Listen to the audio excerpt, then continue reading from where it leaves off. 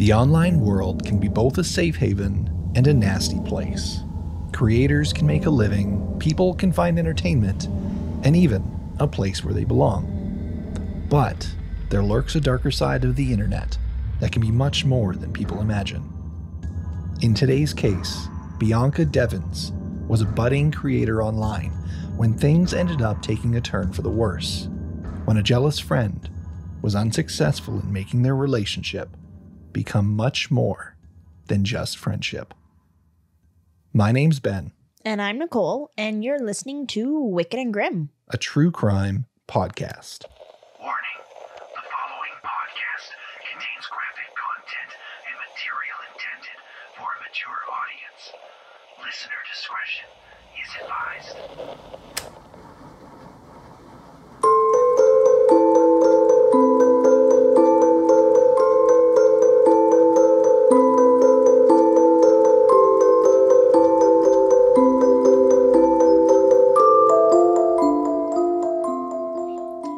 So we welcomed some new additions to the fam this week. We did. We currently have 4 little baby sleeping chicks in our loft of our tiny home right now. Well, we're hoping that they're going to be sleeping for the entirety of this Yeah, podcast. No kidding. If they end up having to make noise whenever we're trying to record, we're going to have to find a solution. But Yeah. For now, they're quiet. They're sleeping. They're adorable. Oh my gosh. Well, this is the second night we're having them. And last night they slept all through the night, Yeah, which was unexpected. it was. But I mean, they're babies. They will sleep, generally Yeah. speaking. So yeah, our chicken flock officially is now up to 12 Mm-hmm. with these 4 new chicks. So chicken math. Yay. If you know, you know. If you don't, there's chicken math involved. They are seriously the cutest things, though. They are. It is so distracting. I am up there numerous times a day. I actually took one and put it on a finger skateboard today. Don't worry, it was completely safe. I just kept it standing there and put the chicken on top. It was amazing. It wasn't rolling around. We'll progress with those skills. Just kidding. Just Yeah, kidding. next step is a kick flip. But no, they're adorable. They're awesome. We even put up a YouTube video if you want to check it out. Links down below. But chickens aside, Mm-hmm. we also have patrons that are absolutely incredible that keep supporting this show. So we got a bunch of people to thank this week because we have Penny McKinsey, Joan Haney, Katie Chaston, Ted, Melissa Rule, Marcel Lopez, and Debatable Maple, who all joined us on Patreon this week. So thank you very much. Those were some hard names, hey? There was a couple ones Except that challenged me a little Ted. bit. I like that. Ted, you kept it simple, sweet, love it. I also love Debatable Maple. That was, Yeah. I'm assuming, a Canadian. They're all good. They're all good. They're all good. You guys are amazing. Thank you so much for supporting the show. If you want to support the show, more than just even listening, link to Patreon's down below. It helps us amazingly. You can even give us a rating. Go and give us a 5-star, 4-star, whatever you seem appropriate. Give us a review. Helps the show. Or if you just want to listen, we got an awesome episode for you today. Question before we start. 42. Are you going to crack that beer? Yes, but I was keeping it suspenseful this time. Now you Okay. just ruined the suspense. Well, I'm just So watching here we go. it. Ooh. I honestly thought you forgot. Which, you know what? What? Actually, yeah, that was stupid. You would never forget. No, I wouldn't. I was creating suspense this time. Okay. I was going to find a good moment People here. are like, when's it going to happen? When's it going to happen? Exactly. There was going to be the perfect moment right before I start that I was going to open it. But you just gave it away. I did. I ruined it. Wow. As Way the to red, be. as the Red Hot Chili Peppers once said, give it away, give it away, give it away now. Mhm. Sorry, that was terrible. No, it's okay. But let's get to the true crime, shall we? Okay, let's get to the true crime now. Okay. Oh my gosh. Oh wow. I don't think I could say that as fast as give it away now, though. But that was pretty good. Thank you. Appreciate it. Well, this one kind of mirrors the last episode that we did regarding a murder and online, because there was much of online involved with this one.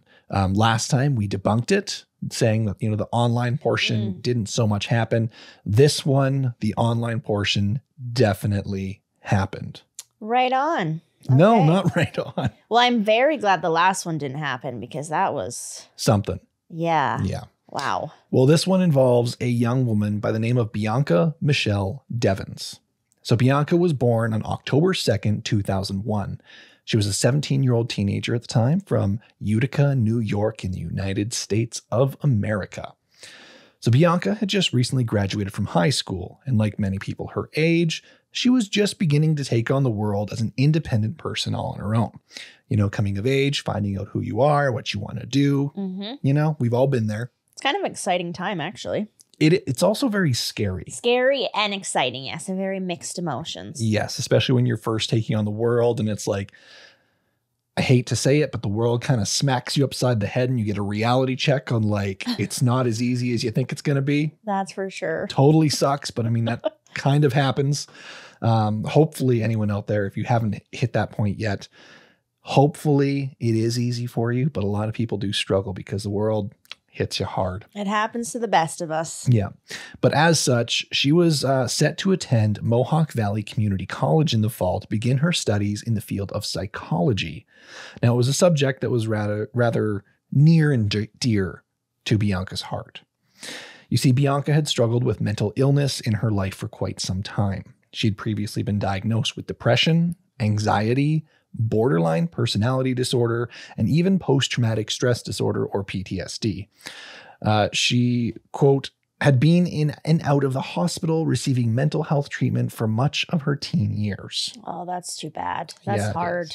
It is really hard. So I feel for her, but also at the same point, it's like, that's incredible that she's dealing with these sort of things and then strives to go into psychology. It's like she's tackling her demons head on, which is so amazing. Oh, yeah. And using it to motivate her. Exactly. Yeah. So good on her for that. But regardless of her struggles, Bianca was also described as a kind and thoughtful person who often proactively helped other people throughout her life. She was always willing to offer good advice if you're trying to work through something, or even just be someone who would sit and listen if that's what you needed. She was kind, sweet, and a talented artist who had aspirations to become a model. Wow. She sounds wonderful. Yeah, no kidding. Everything that I've read about her, she's just this like super kind, super sweet individual. Oh my gosh. We just need so many more people like that We do. in this world. Unfortunately, the world is lacking in that department, Yes. which kind of sucks. But like you say, we need much more of it. Mm-hmm. Now, Kimberly, Bianca's mom, gave birth to Bianca when she was a teenager just herself. And in many ways, the two of them kind of like grew up together, if that makes any sense. So there was Bianca, Olivia, who is Bianca's younger sister, and Kimberly, their mother. So all three of them were very close, and they not only considered each other family, but best friends too. Oh my goodness. I love that. Right? So it's Love that. a tight-knit little family they got going on. Mm-hmm. Now, Kimberly's mother even had this to say about her daughter, Bianca. Quote, "She was a beautiful person, stronger than I could ever be." Wow. Really? Yes, that's what Kimberly said about her daughter, Bianca. Oh my gosh. Okay. Yeah, if you're going to have your heart melt, that's probably a moment when it's going to happen. Yep. So for Bianca, though, the real world was not her favorite place. She found solace on the internet, and online was a way to escape the real world, and social media became her refuge. On the internet, it's an easy place where you can find like-minded people who can relate to you. There are endless memes and videos to distract you from your struggles in the real world. You know, it's a place where you have control and have the ability to leave an unsafe place, for example, or explore deeper and learn something new. It's a place where she could escape, and soon she developed her online persona as an e-girl. So an e-girl, this is a term that's derived from electronic girl or electronic boy.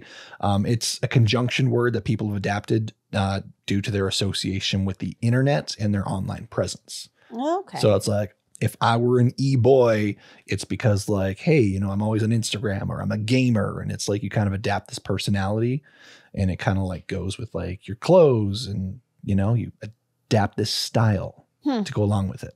I've never heard of that before. No? No. Really? You had prior to? Oh, definitely. Oh, okay. It kind of started gaining popularity, I believe, in about like 2019 with TikTok and the rise of TikTok. Okay, that makes sense. Yeah.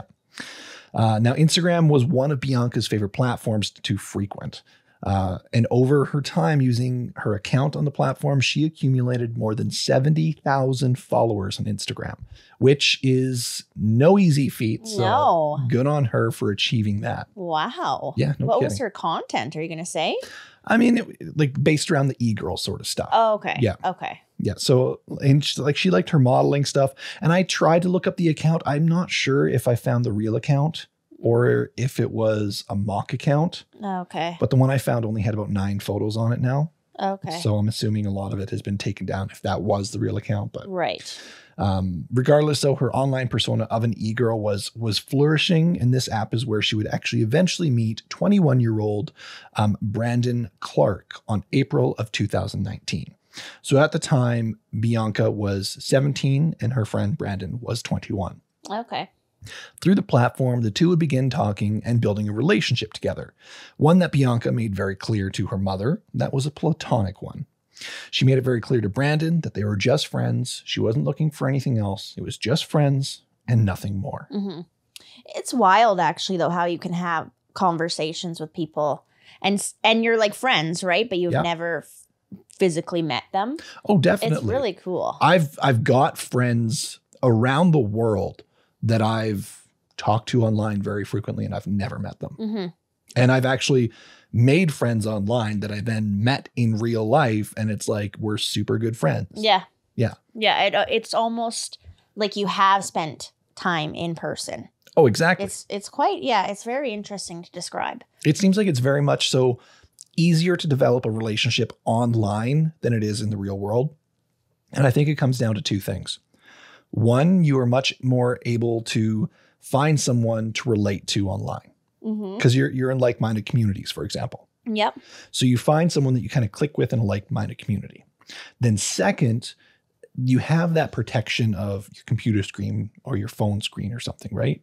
So it's much easier to open up because it's like, I don't know, it's not really real at that point. So you can just kind of let loose. Mm-hmm. And then by the time when you meet in the real world, you've already gone through this process of learning who each other are. And it's like, you click instantly because you just know each other now. Yeah, you know the good, the bad, all that. Exactly. Yeah. So as such, the two friends, Brandon and Bianca, they hung out quite a bit. And Brandon became, as described by Bianca's sister, a trusted family friend. Despite this, there was some speculation that there may have been a bit more to the relationship than anyone knew. So with a friend of Bianca's believing Brandon supplied her with some drugs at times to entice her to spend time with him. Okay. Whether this is true or not, it's unclear, and anything that's been brought forward in this regard has been purely speculation at this point. Okay. Good to know. Good that that's noted. Yes. However, with Brandon's personality that we will find a little bit later on, I wouldn't put it past him to at least attempt that. Okay. Okay. Okay, I'll just wait. I was going to be like, what kind of drugs are we talking about here? Don't know. Okay. Don't know. Could have just been weed, or I have no clue. Yeah. As I said, it is just purely speculation. And all I ever found was, quote, drugs. Drugs. Yeah. I mean, it could have been freaking cough syrup. It could have been like, hey, you need an ibuprofen. I don't know. That. Yeah, exactly. Yep. I'll hook you up. Who knows? Good old Advil, hey? How many milligrams you need. But regardless of that speculation, the fact remains they were friends, nothing more, at least as far as Bianca knew. Dun, dun, dun. Okay. I know. This is just going to go south in a terrible way. I have a feeling. Well, we're talking about It's a true crime podcast. So sometimes I'm just like, I have little stories in my head where it doesn't end bad. And it's kind of nice. You're trying to rewrite it as you go? Mm-hmm. Yeah, no, I feel you. Unfortunately, though, in this case, we're going to talk about what really happened. Okay. So it will be 2 months after the two had first met in the real world, on July 13th, 2019, that both Bianca and Brandon were headed to a concert together. They were going to see a Canadian singer, Nicole Dollganger, in New York City. So they drove quite a ways to go see it, which is about 4 hours away. It was here at the concert that they met up with a mutual friend named Alex. During the show, Bianca and Alex allegedly were close and even started hitting it off and shared a kiss together. Ooh la la. Ooh la la. But it was something that did not exactly sit well with Brandon. Okay, because he liked her. He did. See, although Bianca had made it very clear that she didn't want to be romantically involved with Brandon, he clearly hoped that she would change her mind, or maybe that he could get in there and, change the situation a little bit. And then when he witnessed Bianca kissing Alex, his jealousy would take over. That's tough. He was sort of just giving it time. He wasn't taking, that she wanted to just be friends as the end. Yeah, he was hoping, it could develop into something else. And I mean, sometimes it does. Sometimes, yeah. But regardless of if it does or does not develop, you need to respect if someone says no. If they're right now just being friends and he's hoping it develops into more, there's nothing wrong with that. But if she goes off and is now with Alex, he needs to be okay with that too. Yep. Yeah. It sounds like she's very honest. Yeah. So following the concert, Bianca and Brandon hopped into his car and began their 4-hour drive back to Utica. On this trip, the two began talking and arguing about the kiss that Bianca shared with Alex. Things were getting worse and heated, and eventually it ended up with them kind of quieting down and not really talking a whole lot to one another. It's an awkward drive. Yeah, I'm sure it would have been quite the awkward drive. And Bianca clearly probably just wanted to get home at this point. So as she waited for her arrival at her destination, she began drifting off to sleep. At this time, it was quite late. Like, they made the 4-hour trip to the concert, which I'm sure probably started at like 7, 8, 9 o'clock, went a few hours. Now they got another long drive back home. So it's in the wee hours of the morning. And she began drifting off to sleep. And it would be then that Brandon would strike. Brandon turned his car into a dead-end road that was not too far from where Bianca lived. And this is where they were, isolated. He put his car in park. He set up his camera, hit record, and reached down beside his seat and retrieved a large black-handled knife he had stashed away. Then, in this instant, in the early morning hours of July 14th, 2019, Brandon attacked the sleeping Bianca and began, quote, sawing at her throat with the knife. Oh, gosh. Police described it as sawing. Oh, wow. Okay. Yeah. Bianca woke up when the attack began, but unfortunately would quickly succumb to her wounds from the assault. Brandon now took over Bianca's lifeless body with her head now nearly decapitated. He left her sitting in the car while he exited and built a bonfire while listening to the song Test Drive by Joji on repeat. He then took to social media. He started on Instagram stories, where at 6:40 a.m. on July 14th, he posted a still frame photo from the movie Fight Club, then posting a photo after that from behind the wheel of his car looking at the nighttime road with the words, "Here comes hell. It's redemption, right?" Which are song lyrics from a band called Hollywood Undead. From there, it only escalates. His next post would be a picture of Bianca's lifeless body, now removed from the car, laying underneath a green tarp, but you can clearly see the outline of a person underneath. His bloody hand in the picture with the caption, quote, "I'm sorry, Bianca." Holy shit. Yeah. You gotta be fucking me. Oh, it gets worse. After these images being posted, Brandon then took to another popular app called Discord. In a group chat with several other individuals, including members of Bianca's family, Brandon posted a picture of Bianca's deceased body, where you could see very clearly her face and lifeless eyes, along with the words, quote, "Sorry, fuckers, you're going to have to find somebody else to orbit." So to clarify, orbiting is apparently when people follow an online individual idolizing said person, like a creator or an influencer. It's kind of like a term simping, if that means anything to you.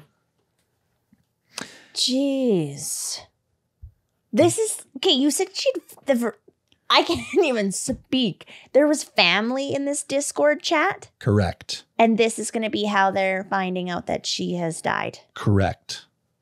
This is how the family found out she died, via photo sent by Brandon.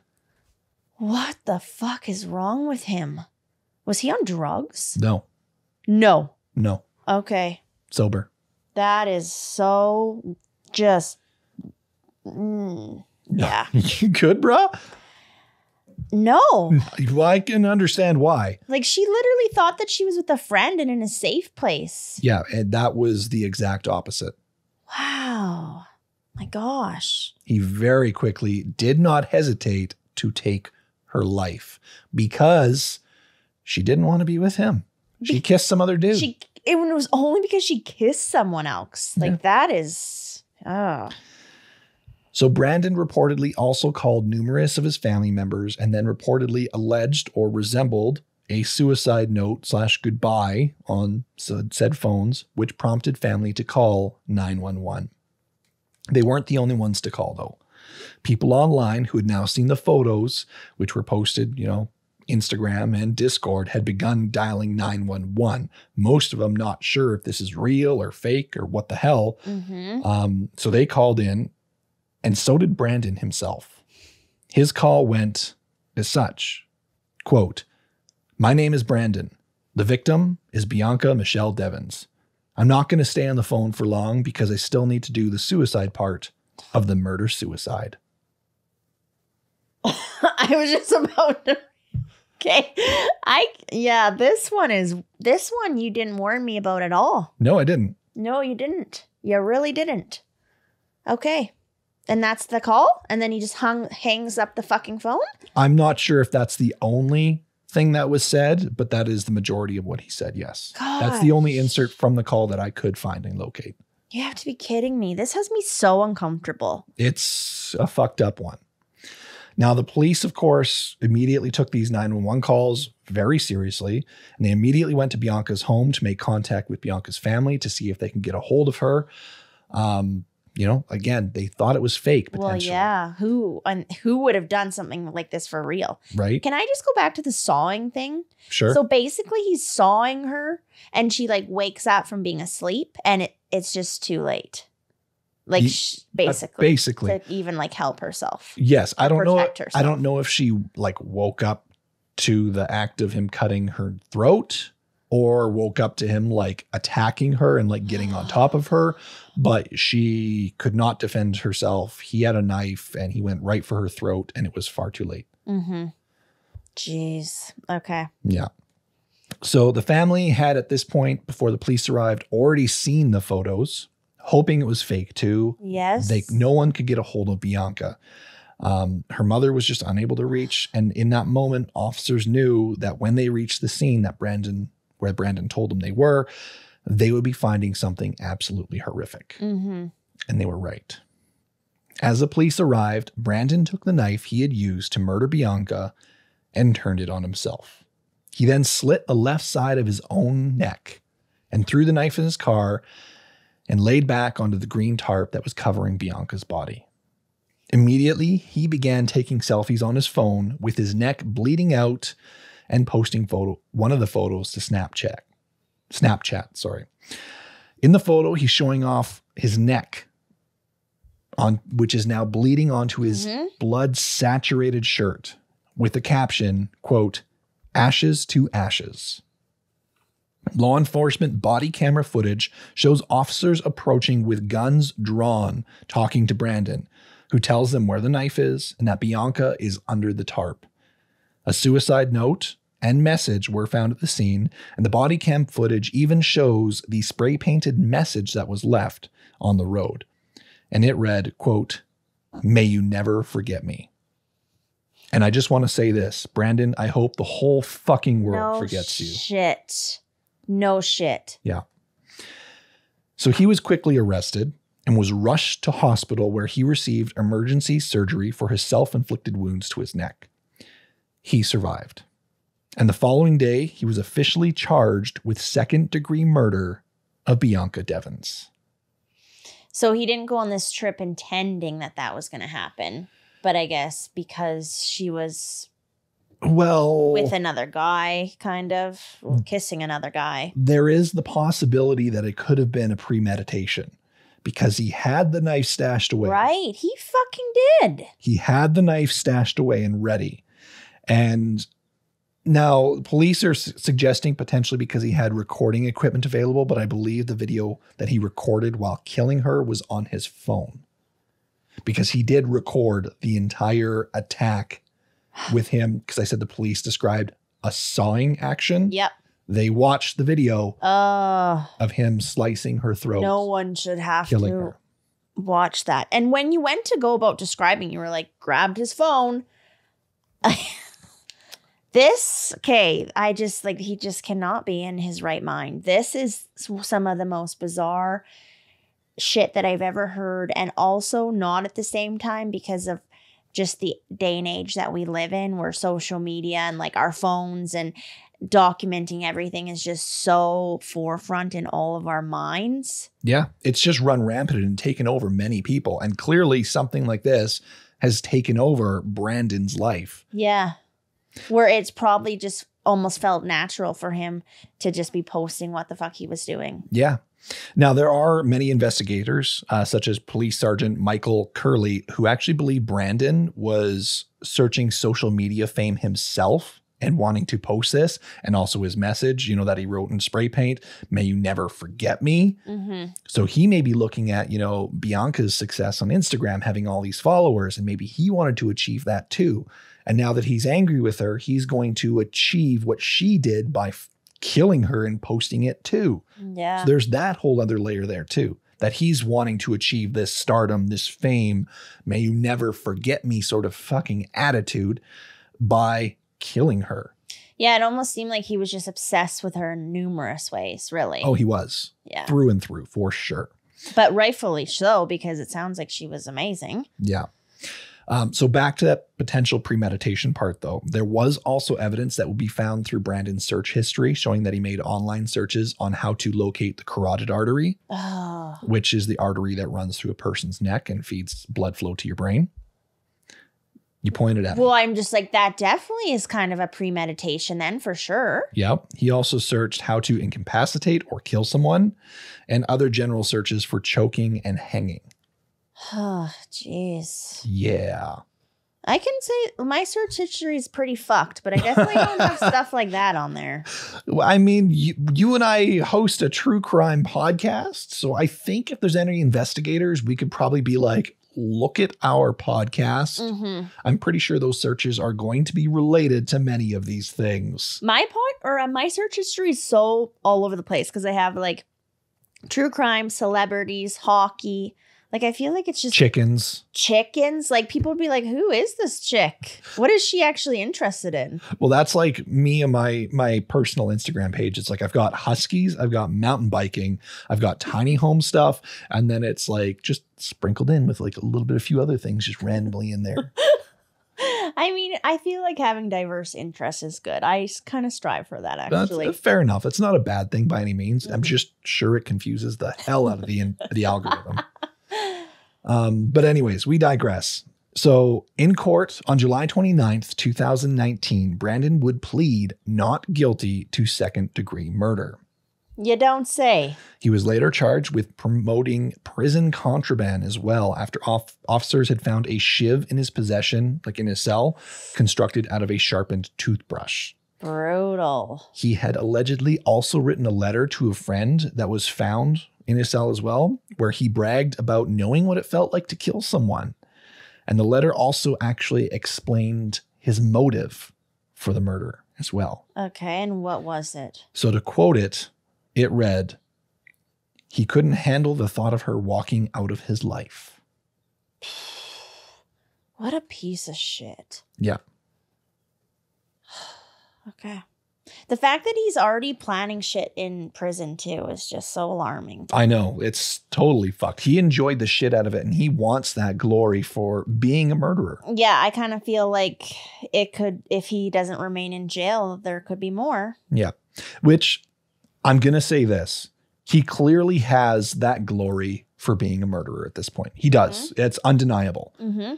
But that is the worst fucking fame you could ever have. Oh my gosh. You're famous for all the wrong reasons. Not a soul on this fucking planet likes you. No, you're not respected whatsoever. No. I wonder if he even has visitors, honestly. Well, I mean, maybe it's family, but just because they kind of feel obligated, right? Yeah, well, because they're family, who knows? Yeah. But anyways, on February 10th of 2020, Brandon changed his plea to guilty.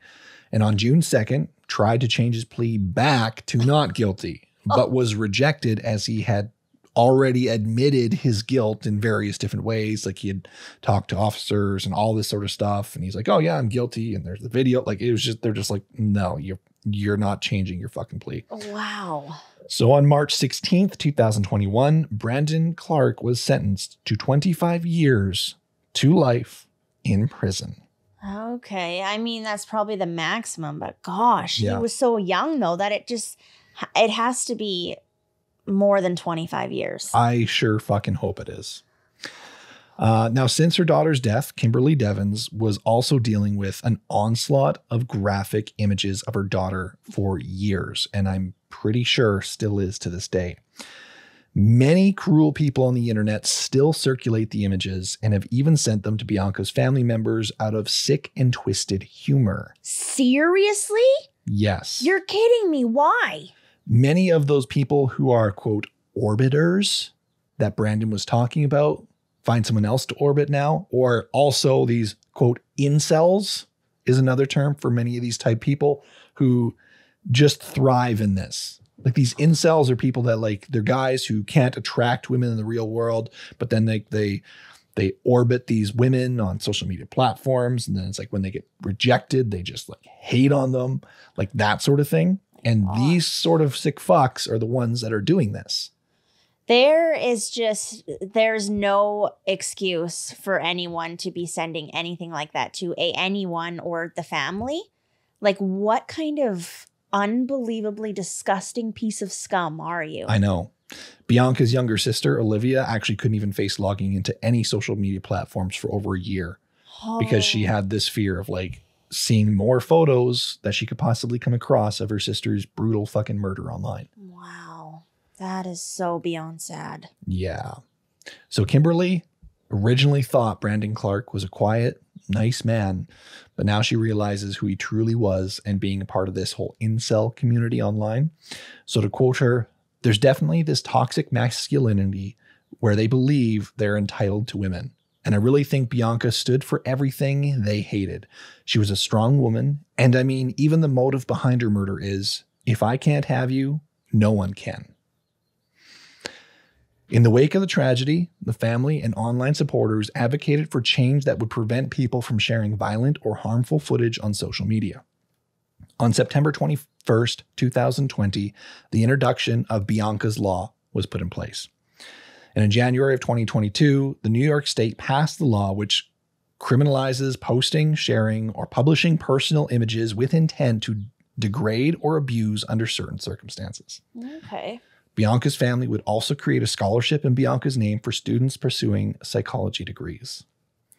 In July of 2021, Bianca's family had actually sued the Oneida County District Attorney's Office for distribution of child pornography. So allegedly, they had learned from producers of a documentary on Bianca's story that they had received footage from the district attorney's office of Bianca's death and of her having sex, along with other contents from her personal phone, which included nude photographs of Bianca.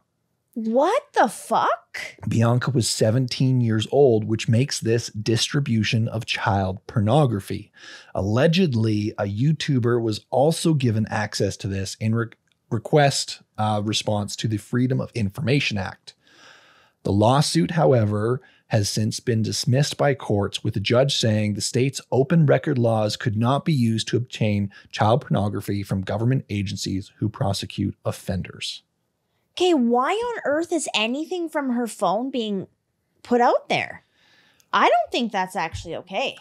That's why there was this lawsuit, but there was a lot of there wasn't much said about this lawsuit once it was dismissed. Basically, the judge being like, yeah, with laws, you can't obtain that from the governing agencies like you're stating, but there's people saying that they did. That they did.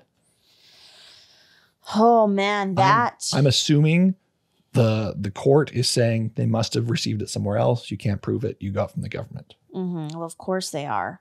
But the fact that this family is already dealing with so much shit, but they're still going about like creating scholarships and just trying to remember her in the best of ways. But then they're also having to deal with this complete bullshit, really, that should never have been leaked or put out there at all. Well, and those photos are still out there today. I saw many of the photos in my research. I am not going to tell you where or how to access them because I hope that they eventually get taken down and fade away and are never out there again. Yeah. Yeah. I mean, the internet, once something's up there, though, it kind of is up there. Yep. Which is scary and disappointing and awful. It really is. And it's scary to think how just putting yourself out there like that, like Bianca was doing and trusted, as you said, a friend, it just turned around and ended her own life. Yeah. Wow. And she just ended this like beautiful soul. And who knows what she would have done with her life. I bet you she would have just done like some amazing things. I honestly imagine that she would have continued with her Instagram and continued with her education.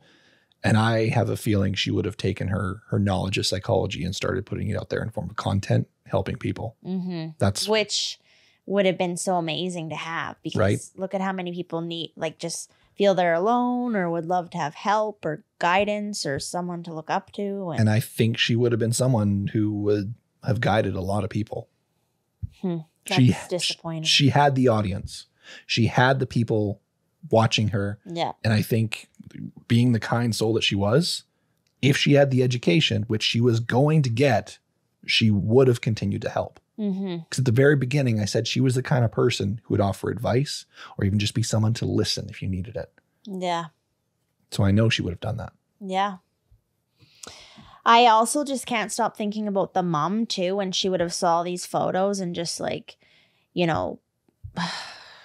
would have just so hoped that they were fake. Yeah. But then couldn't get a hold of her daughter. I just can't even imagine that kind of feeling for a mom. I know. I'm honestly torn about the idea on the suicide portion of this. I mean, of course, I don't want anyone to fucking end their own life. Don't get me wrong.